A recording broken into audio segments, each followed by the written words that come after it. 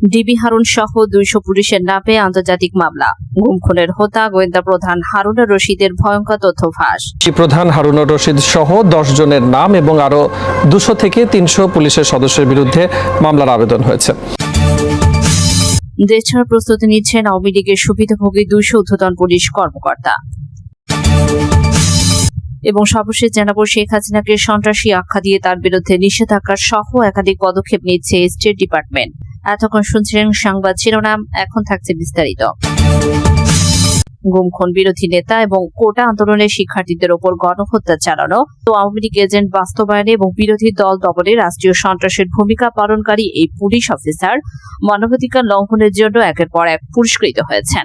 শেখ হাসিনা সরকার তাকে ঘুরে ফিরে ঢাকা ও ঢাকার আশেপাশে পোস্টিং দিয়েছেন। তিনি ডিএমপি তেজগাঁও বিভাগের উপকমিশনার এবং নারায়ণগঞ্জ ও গাজীপুর পুলিশ সুপারের দায়িত্বে কর্মরত ছিলেন। 2011 সালে সংসদে তৎকালীন বিরোধী দল বিএনপির হরতাল চলাকালে ঢাকার মানিক মিয়া এভিনিউতে বিরোধী দলীয় চিফ হুইপ জয়নুল আবেদিন ফারুকের রাস্তায় বেদম পিটিয়ে আলোচনায় আসেন মোহাম্মদ হারুনুর রশিদ। রাজপথে তৎকালীন বিরোধী দলীয় চিফ হুইপকে মারধরের পুরস্কার হিসেবে শেখ হাসিনা সরকার তাকে রাষ্ট্রীয় পুলিশ পদবি পুরস্কার করেছিল। বিগত গাজীপুর সিটি নির্বাচনের সময়ও এই জেলার পুলিশ সুপার থাকার সময় তার বিরুদ্ধে অভিযোগ তুলেছিল বিএনপি। ডিবি হারুনের ভয়ঙ্কর চাঁদাবাজ। হারুনের বিরুদ্ধে বিভিন্ন সময়ের অভিযোগ উঠলেও তার প্রভাবের কারণে কেউ কিছু বলতে পারেনি, বরং অভিযোগ থাকার পরও সবসময় তিনি গুরুত্বপূর্ণ পদে দায়িত্ব পালনের সুযোগ পেয়েছেন। হারুনের বিরুদ্ধে 2019 সালের অক্টোবর মাসে চাঁদাবাজির অভিযোগ করে পার্টিক্স গ্রুপের চেয়ারম্যান এম এ হাশেমের ছেলে আম্বান গ্রুপের চেয়ারম্যান শওকত আজিজ। চাঁদা দিতে রাজি না হয় শওকত আজিজ ও তার স্ত্রী সন্তানকে তুলে নিয়ে যায় নারায়ণগঞ্জ পুলিশ, পরে তার মুচলেকা দিয়ে ছাড়া পান। এই ঘটনার বিবরণ দিয়ে শওকত আজিজ তখন গণমাধ্যমকে বলেন, চাঁদা দিয়ে হারুনুর রশিদের সঙ্গে তার পুরনো বিরোধ ছিল। সম্প্রতি তিনি নারায়ণগঞ্জে রূপগঞ্জে নতুন একটি প্রকল্পের কাজ শুরু করেছেন, সেখানেও হারুন ঝামেলা বাঁধাচ্ছিলেন। সর্বশেষ 2019 সালের 31 অক্টোবর তার স্ত্রী পুত্রকে বাসায় নামিয়ে ঢাকা ক্লাবে আসেন। ক্লাব থেকে বেরিয়ে দেখেন তার গাড়িটি নেই। পরের দিন খোঁজ নিয়ে জানতে পারলেন গাড়ি আছে নারায়ণগঞ্জে। পরদিন রাতে তার অনুপস্থিতিতে হারুন একদল পুলিশ নিয়ে তার গুলশানের বাসায় ঢুকিয়ে ভাঙচুর করেন। তারপর তার স্ত্রী সন্তানকে নারায়ণগঞ্জে নিয়ে যায়। এই বিষয়ে নিকটস্থ গুলশান থানাতে কিছু জানায়নি নারায়ণগঞ্জের পুলিশ। পরদিন তার খোয়া যাওয়া গাড়িটি ইয়াবা মদ ও গুলি উদ্ধারের ঘটনা সাজিয়ে শওকত আজিজ ও তার গাড়ি চালকের নামে মামলা করেন। গুলশানের বাসা থেকে স্ত্রী সন্তানকে তুলে নিয়ে যাওয়ার একটি ভিডিও শওকত তার ফেসবুকে শেয়ার করেন। তবে শওকত ও তার স্ত্রী পুত্রকে তুলে নিয়ে যাওয়ার পর নিজের কার্যালয়ে সংবাদ সম্মেলন করে মিথ্যা গল্প শুনিয়েছিলেন হারুন। তিনি মিথ্যা দাবি করেছিলেন যে শওকত আজিজের গাড়ি থেকে 28টি গুলি, 1200 ইয়াবা বড়ি, 24 বোতল বিভিন্ন ব্র্যান্ডের বিদেশি মদ এবং 48 ক্যান বিয়ার উদ্ধার করা হয়েছে। ওই সময় গাড়িতে শওকতের স্ত্রী ফারহা আজিজ ও সন্তান আনাম আজিজ ছিলেন।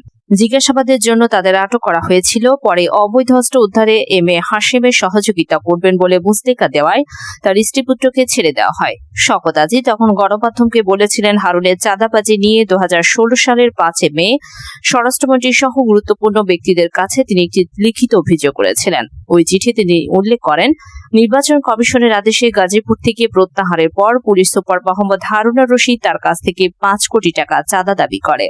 তার পক্ষে উপপরিদর্শক আজহারুল ইসলাম ড্যানিমো স্টোর ম্যানেজার ইয়াহিয়া বাবুকে ফোন করে টাকা দাবি করেন। এর আগেও গুলশান ক্লাবের নামডা হলে ও গুলশানের কাবাব ফ্যাক্টরি রেস্তোরাঁয় হারুন তাকে ডেকে নিয়ে 5 কোটি টাকা যুক্তরাষ্ট্রের একটি ঠিকানায় পাঠাতে বলেন। টাকা দিতে রাজি না হয় তার ব্যবসায়িক প্রতিষ্ঠান ড্যানিমো স্টোরের 45 জন শ্রমিক কর্মকর্তা কর্মচারীকে গাজীপুর থানায় ধরে নিয়ে মিথ্যা মামলায় জেলে পাঠানো হয়। শুধু শওকত আজিজ নয়, গত 27 অক্টোবর রাতে হারুনের লোকেরা আরো একটি শিল্প প্রতিষ্ঠানের মালিক ও তার প্রধান নির্বাহী কর্মকর্তাকে গুলশান থেকে তুলে নারায়ণগঞ্জে নিয়ে আটকে রাখেন। পরে জার্মান প্রবাসী একজন প্রভাবশালী আওয়ামী লীগ নেতা এবং পুলিশের ঊর্ধ্বতন একাধিক কর্মকর্তার অনুরোধে শিল্পপতিকে ছেড়ে দিলেও প্রতিষ্ঠানের প্রধান নির্বাহী কর্মকর্তাকে মাদক মামলায় গ্রেপ্তার দেখানো হয়। শুধু শেখ হাসিনার সাথে সুসম্পর্ক থাকার কারণে একের পর এক অপকর্ম করেও তাকে বারবার গুরুত্বপূর্ণ পদে বসাচ্ছেন আওয়ামী লীগ সরকার। দুদক ও অসহায় বিতর্কিত এই পুলিশ কর্মকর্তার বিরুদ্ধে 2019 সালের নভেম্বর মাসে দুর্নীতি দমন কমিশনের অভিযোগ জমা দেন সালাউদ্দিন নামের সুপ্রিম কোর্টের এক আইনজীবী। এসপি হারুনের বিরুদ্ধে নীতি ও ক্ষমতার অপব্যবহারের অভিযোগ আনেন এই আইনজীবী, কিন্তু ক্ষমতার অপব্যবহার করি সেই অভিযোগ ও ধামাচাপা দেন শেখ হাসিনার ঘনিষ্ঠ এই পুলিশ কর্মকর্তা। স্বরাষ্ট্রমন্ত্রীও তাকে ভয় করে। দেশ ছাড়ার প্রস্তুতি নিচ্ছেন আওয়ামী লীগের সুবিধাভোগী 200 ঊর্ধ্বতন পুলিশ কর্মকর্তা। এরই মধ্যে মার্কিন যুক্তরাষ্ট্র, কানাডা, যুক্তরাজ্য, ফ্রান্স, জার্মানি সহ ইউরোপের বিভিন্ন দেশের ভিসার আবেদন করেছেন তাদের অনেকেই। গোয়েন্দা সংস্থা ও বিভিন্ন মিশন সংস্থা থেকে জানা গেছে, অক্টোবরের প্রথম সপ্তাহ থেকে ভিসার আবেদনগুলো করা হয়েছে। এই তালিকায় ঢাকা মেট্রোপলিটন পুলিশ, ডিএমপি সদ্য বিদায়ী কমিশনার, অতিরিক্ত আইজিপি, ডিআইজি, অতিরিক্ত ডিআইজি সহ এসপি মর্যাদার বেশ কয়েকজন কর্মকর্তা রয়েছে।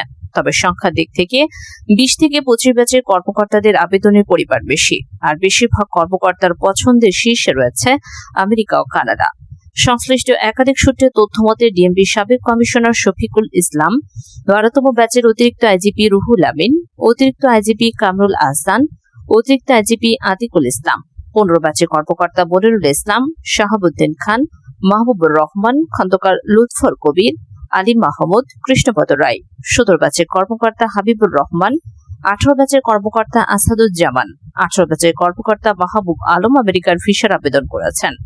17 ব্যাচের মিজানুর রহমান, হাফিজ আক্তার, আনোয়ার হোসেন এবং মঈদুদ্দিন কানাডার ভিসার আবেদন করে রেখেছেন। 17 ব্যাচের আব্দুল বাতেন ফ্রান্সের ভিসার আবেদন করে রেখেছেন। 18 ব্যাচের ইমাম হোসেন এবং মোজাফেল হক জার্মানির ভিসার আবেদন করে রেখেছেন। 15 ব্যাচের কর্মকর্তা বনজ কুমার মজুমদার ভারতের ভিসার আবেদন করে রেখেছেন।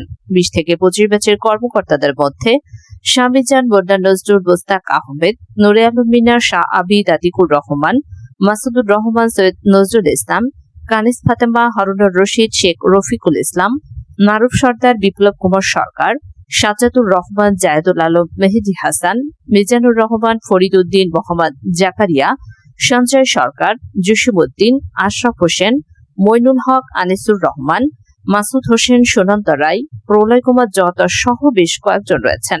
দেশটাতে প্রস্তুতি নেওয়া কর্মকর্তাদের পছন্দের শীর্ষে আমেরিকা, কানাডা হলেও অনেকে জার্মানি, যুক্তরাজ্য, সুইজারল্যান্ড, ফ্রান্স, পর্তুগাল, গ্রিস, তুরস্ক ও থাইল্যান্ডের ভিসার আবেদন করেছেন। তবে ইতোমধ্যে কতজন ভিসা পেয়েছেন তা এখনো নিশ্চিত হওয়া যায়নি। গোয়েন্দা সূত্র জানায়, বিগত 14 বছর ধরে ক্ষমতাসীন আওয়ামী লীগের আমলে পদ পদবি, অর্থবিত্ত অর্জন এবং ক্ষমতার অপব্যবহারকারী পুলিশ কর্মকর্তাদের মধ্যে এক ধরনের আতঙ্ক বিরাজ করছে কিছুদিন ধরে। উল্লেখ্য, নানা দেশে ভিসার আবেদন করা পুলিশের ঊর্ধ্বতন কর্মকর্তাদের বেশিরভাগই বিগত 1 যুগ ধরে অতি উৎসাহী হিসেবে বিরোধী দলমতের ওপর দমনপীড়ন চালিয়েছেন। শেখ হাসিনাকে সন্ত্রাসী আখ্যা দিয়ে তার বিরুদ্ধে নিষেধাজ্ঞা সহ একাধিক পদক্ষেপ নিচ্ছে স্টেট ডিপার্টমেন্ট। বাংলাদেশের প্রধানমন্ত্রী শেখ হাসিনাকে বড় জঙ্গি আখ্যা দিয়ে যুক্তরাষ্ট্রের কংগ্রেসম্যান লয়েড ডগেট তার বিরুদ্ধে অ্যাকশন নিতে বাইডেন প্রশাসনকে যে দাবি জানিয়েছেন তাতে অবগত রয়েছে স্টেট ডিপার্টমেন্ট। সোমবার স্টেট ডিপার্টমেন্টের নিয়মিত ব্রিফিং এ বাংলাদেশের চলমান সংকটময় পরিস্থিতিতে কংগ্রেসম্যান লয়েড ডগেটের দাবি প্রসঙ্গে দৃষ্টি আকর্ষণ করা হলে মন্তব্য করেন প্রধান উপমুখপাত্র বেদান্ত প্যাটেল। তিনি জানান, কংগ্রেসের কোন সদস্য দাবি উত্থাপন করলে অবশ্যই তাতে স্টেট ডিপার্টমেন্টের দৃঢ় সমর্থন থাকে। ব্রিফিং এ অংশ নিয়ে স্টেট ডিপার্টমেন্টের করেসপন্ডেন্ট মুশফিকুল ফজর আনসারী জানতে চান, বাংলাদেশে আন্দোলনকারী শিক্ষার্থীদের সঙ্গে একাত্মতা পোষণ করেছেন যুক্তরাষ্ট্র কংগ্রেস এবং সিনেটের অনেক সদস্য। কংগ্রেসম্যান লয়েড ডগেট বলেছেন, বাংলাদেশে আন্দোলনকারী শিক্ষার্থীদের জঙ্গি আখ্যা দিয়ে তাদের সহিংসতা দমন করা উচিত বলে মন্তব্য করেছেন প্রধানমন্ত্রী। হাসিনাই হচ্ছে বড় জঙ্গি। তার নির্দেশে জাতিসংঘের লোগো সম্বলিত গাড়ি ব্যবহার করে সাধারণ শিক্ষার্থীদের উপর হামলা হয়েছে এবং খুন করা হয়েছে। তিনি আইন শৃঙ্খলা বাহিনীর সদস্যদের দেখাপত্র গুলির নির্দেশ দিয়েছেন। এই নির্যাতনের বিরুদ্ধে বাইডেন প্রশাসনের উচিত শক্ত পদক্ষেপ গ্রহণ করা। জবাবে প্যাটেল বলেন, যারা শান্তিপূর্ণ বিক্ষোভ করতে চাই তাদের সব ধরনের সহযোগিতার বিষয়ে আমাদের অবশ্যই সমর্থন রয়েছে। আপনার প্রশ্নটি যেহেতু কংগ্রেসের সঙ্গে সম্পৃক্ত সেহেতু সুনির্দিষ্টভাবে তুলনা করে এটার জবাব দিচ্ছি না। তবে আমাদের কংগ্রেসের কোন সহকর্মী যদি অভিযোগের বিষয়ে প্রশ্ন উত্থাপন করে দাবি জানান তাহলে সেটার জবাবে তার পক্ষে অবশ্যই আমাদের সাড়া থাকবে। অপর এক প্রশ্নে আনসারী জানতে চান, বাংলাদেশে যেভাবে আইন শৃঙ্খলা বাহিনীর সদস্যরা শিক্ষার্থীদের বিরুদ্ধে চিরুনি অভিযান চালাচ্ছে, গুলি করছে, তাদের দেখামতো গুলির নির্দেশ দিয়েছেন প্রধানমন্ত্রী শেখ হাসিনা। পুলিশ হেফাজত আন্দোলনের নেতাদের নির্যাতন করে বিবৃতি দিতে বাধ্য করা হয়েছে এবং সরকারের নিয়ন্ত্রিত গণমাধ্যম তা প্রচার করা হয়েছে। আর এগুলো থেকে নির্যাতনের বিষয় স্পষ্ট হয়ে উঠেছে। এই প্রেক্ষিতে আইন শৃঙ্খলা বাহিনীর ভূমিকাকে কিভাবে মূল্যায়ন করবেন? জবাবে প্যাটেল বলেন, জনসম্মুখে এবং ব্যক্তিগত উভয় ক্ষেত্রে বাংলাদেশের চলমান সংকটের ক্ষেত্রে স্থায়ী এবং শান্তিপূর্ণ সমাধানে আমাদের আহ্বান অব্যাহত রয়েছে। তবে আমরা আহ্বান জানাবো জনগণকে যেন পুরোপুরি এবং বাধাবিঘ্নভাবে ইন্টারনেট ও সামাজিক যোগাযোগ মাধ্যম ব্যবহারের সুযোগ দেওয়া হয়।